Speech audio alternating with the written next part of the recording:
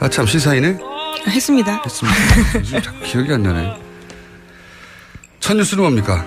네, 최순실 씨의 해외 은닉 재산을 추적해온 검찰이 독일 등과의 사법 공조를 통해서 일부 자금의 흐름과 용처를 파악했다고 오늘 아침 중앙일보가 보도했습니다. 박근혜 최순실 게이트와 관련해서 해외 사법 공조의 성과가 나온 것은 이번이 처음입니다. 검찰 특별수사본부 관계자에 따르면 수사팀이 최근 법무부를 통해서 독일 사법당국에 최 씨의 은닉 재산과 자금 흐름에 대한 공조를 요청했고 현지에서 사용한 돈의 사용처 등 일부 자료를 이미 건네받았다라고 말했습니다. 그렇군요. 예. 이런 뉴스가 나오면 항상 생각나는 게 가장 먼저 최재석 씨였나요? 최태민 씨의 네, 아들. 최태민 씨 생전에 본인이 직접 최태민 씨 방에 있는 금고에 가서 금괴와 양도성 채권이죠. 등등 1조 당시 기준으로 1조 가량의 재산을 직접 목격했다. 이게 얼마나 됐겠습니까? 그게 다 어디로 간지 모르거든요. 30, 40년 전인데. 이 재산 추적은 부정 축제한 재산에 대해서는 국가로 기소하는 게 맞다는 게 이제. 네, 환수시켜야 된다는 거죠. 문 대통령의 공약이기도 했고. 뉴스 공장에서도 이 추적하는 코너를 만들어 볼까 저희가 구상 중입니다. 네, 아마 몇 주 이내에 등장하지 않겠는가. 해야죠, 사실. 근데 오래 걸릴 일 같아요. 한두 달에 끝날 일이 아니라. 네, 해외 재산이다 보니까요. 시간이 오래 걸리는 것 같아요. 불가능하지는 않다는 게, 지난 연말입니까? 연초입니까? 저희 방송에 나왔던 안원구 대구 국세청장 전, 그분이 이제 전문가적 견해에서 볼 때 2년 정도면 추적 가능하다. 본인에게 100명만 세무공무원 100명만 붙여주면 뭐 그런 얘기를 했었죠. 자, 이제 시작인 것 같네요. 다음 뉴스는요. 박근혜 전 대통령 재판이 어제도 있었습니다.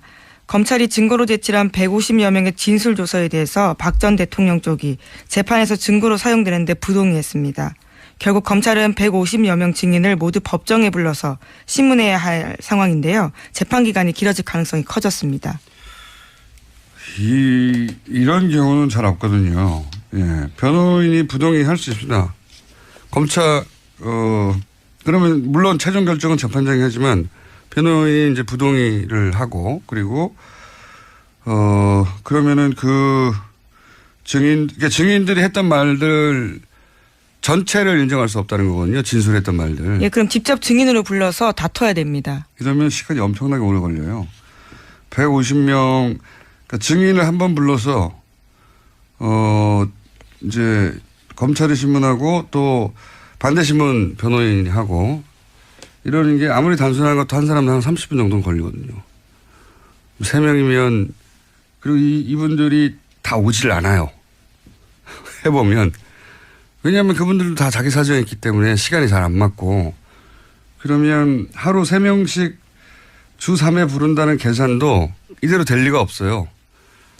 이런 식으로 하면 뭐 6개월도 넘어가고 굉장히 오래 걸리는데 이 시간을 오래 끌겠다는 거죠, 이게. 네, 그래서 어제 재판부도 좀 놀래는 투로 모두 다 불러서 증인 신문 하자는 취지는 아니냐라고 물었는데 그렇다라고 변호인 쪽에서 말했습니다. 요지가 그런 거죠. 검찰이 그 증거를 철회하지 않으면 반대 신문을 하겠다는 요지로 말을 한 건데 저는 이렇게 시간을 계속 끄려고 하는 목적은 그런 것 같아요. 이 박근혜 전 대통령 변호인단이 부실한 건 사실입니다.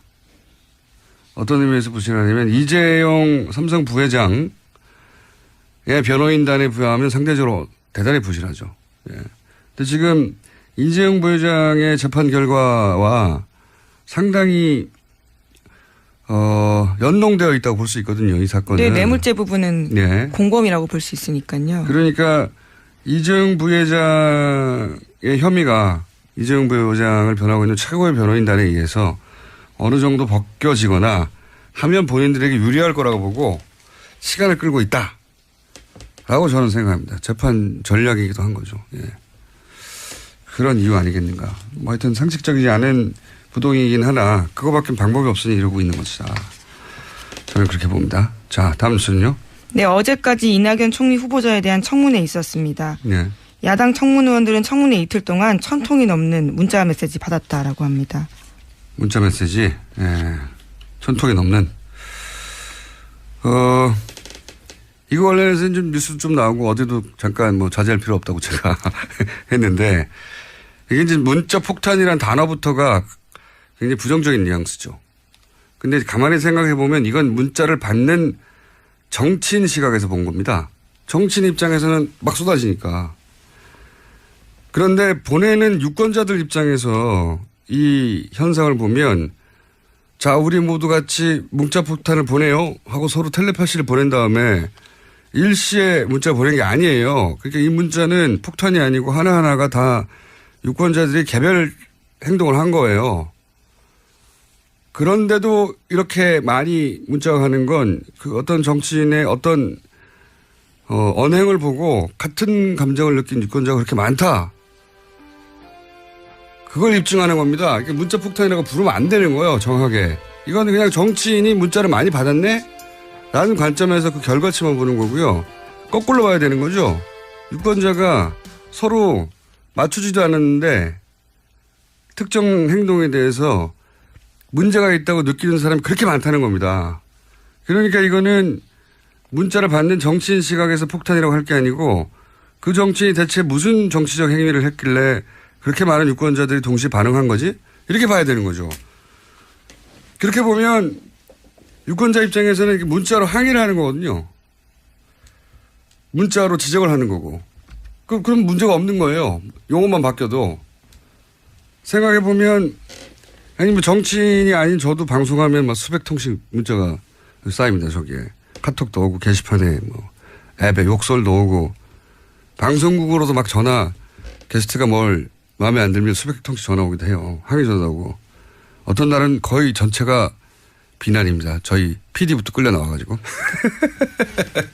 마음에 들지 않는 게스트가 마음에 들지 않는 말을 하거나 하면 PD 나가 죽어라 이것부터 시작해가지고 그렇다고 제가 우는 소리 합니까? 아니 우는 소리를 한다고 정말 잘 울었다고 누가 해줍니까? 바보 소리나 듣지? 응? 청취자 반응조차 수용하지 못한다는 소리 듣지. 정치인만 왜 우는 소리를 듣고 있는 거죠? 이거는 정치인들은 한 사람 한 사람이 헌법기관이에요. 대의기관이고. 그런데 어떤 정치행위, 뭐 청문회를 하든 가중이든 어쨌든 하는데 유권자가 이것은 문제라고 정치 의사표현을 하는 거예요. 거기다 왜 우는 소리를 합니까? 이전에 그런 적이 없었던 거는 과거에는 정치인한테 그런 문자를 보내는 게 두려웠거든요. 막연히. 정치인이 막 대단한 거 같고 감히 국회의원에게. 내 일도 아닌데 그 일이 직접. 뭘 그렇게까지 하나. 근데 그게 이제는 이 정치적 참여식 대단히 높아져가지고 그 벼슬이 아니고 세금 받는 공복이니까 내가 정치적 의사표현을 하는 거예요. 당연히. 이게 이전에는 그런 적이 없다고 해가지고 폭탄이라고 문자를 받는 정치인 입장에서 바라보면 안 되는 거예요. 정치적인 행위는 언제나 유권자한테 이렇게 감시 평가의 대상이 돼야 되는 겁니다. 그걸 감수해야 될 의무가 있는 거고 안 그러면 정치는 하면 안 되는 거예요 이제. 유권자 의식이나 행동 양식이 계속 변하는데 정치인이 여기 적응을 못하면 안 되는 거죠. 적응을 해야지. 아니 옛날처럼 보내지 마세요 이런 거거든요. 근데 물론 뭐 시간이 너무 늦다거나 내용이 협박성이 있다에 대해서 호소하는 부분도 있었습니다. 그런 사람도 있겠죠. 저희 문자에도 많아요. 욕설도 있고. 그리고 그 문자는 유권자들이 자기 전화번호를 노출하고 하는 거예요. 익명으로 하는 게 아니에요. 네. 휴대폰을 겨우 문자 보내는데 휴대폰을 면상에 던졌다고는 모르겠어요. 수백 명이. 이걸 무슨 화염병 던지지 말라는 수준으로 자꾸 가르치려 들 게 아니고 배워야 돼요. 새로운 유권자 행동 양식을. 그러면 휴대폰 하나 더 두세요. 문자 받는 휴대폰을 정치인들이 직접적으로 공개하고 저한테 항의하시거나 의견이 있거나 또는 뭐 격려하실 분들은 제가 일상적인 생활도 해야 되고 하니 휴대폰을 하나 더 두겠습니다. 라고 하든가. 하여튼 저는 이 현상을 바라보는 언론의 태도도 마음에 안 들고 이걸 문자 폭탄이라고 부르는 용어도 마음에 안 들고 왜 문자 폭탄이에요. 그럼 받는 사람 중심으로 그 정치인에 해당 관점에서 용어를 정한 거예요. 보내는 사람은 다 개별적으로 보내는 겁니다. 하나하나. 너무 길게 했네. 자, 다음 뉴스 짧게 해주세요. 아니, 생각하면 생각할수록 난 이상해서 이 현상이. 이걸 보고 자꾸 가르치려고 드는 게 그러지 말라고. 왜 자제를 해야 해요? 자, 다음으로 합시다. 네. 청와대가 대통령 비서실 특수활동비 등 127억 중에서 53억 원을 절감하겠다고 밝혔습니다. 절감한 돈은 청와대 청년 일자리 창출과 소외계층 지원에 쓰겠다고 밝혔습니다. 그렇군요. 밥은 먹이면서 일을 하는 게 우리 이제 정석이긴 한데 밥값도 네, 자기 밥값은 자기가 내겠다라는 거예요. 이게 공식 맞긴 맞는 거죠. 행사에서는 네, 맞긴 맞는 거죠. 우리 정서상은 이제 밥을 먹이면서 일을 시키자 뭐 이런 게 있긴 한데 이게 맞긴 맞는 거죠. 공무원이니까요. 네. 걸려요. 150명 그러니까 증인을 한 번 불러서 이제 검찰의 신문하고 또 반대 신문 변호인하고 이러는 게 아무리 단순한 것도 한 사람당 한 30분 정도는 걸리거든요.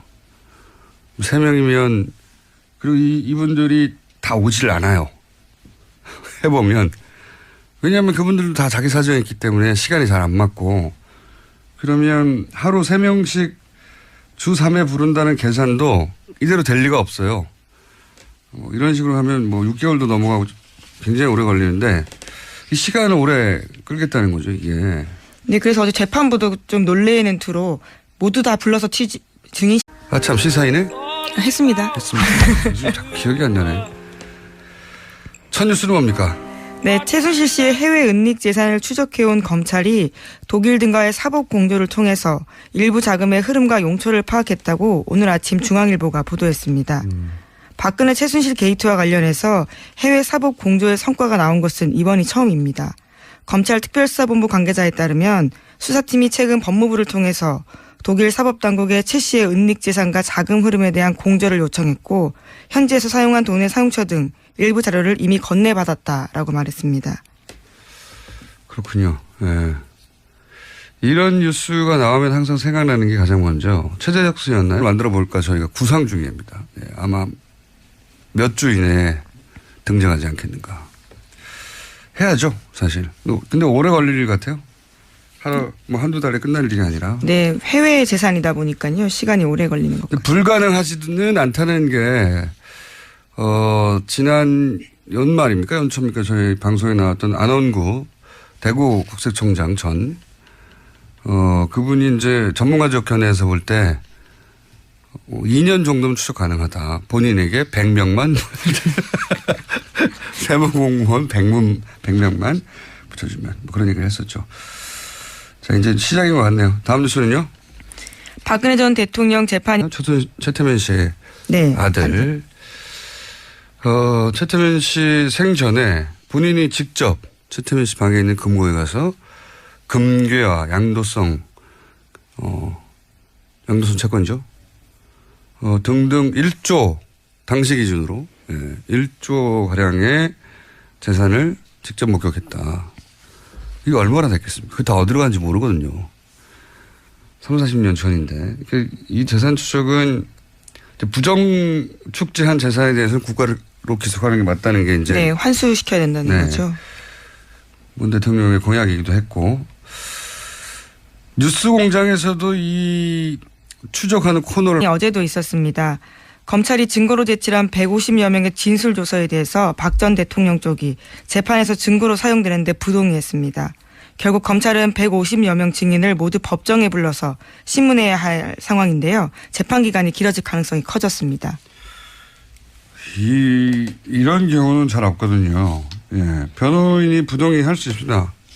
검찰 그러면 물론 최종 결정은 재판장이 하지만 변호인이 이제 부동의를 하고 그리고 그러면은 그 그러니까 증인들이 했던 말들 전체를 인정할 수 없다는 거거든요. 진술했던 말들. 예, 그럼 직접 증인으로 불러서 다퉈야 됩니다. 그러면 시간이 엄청나게 오래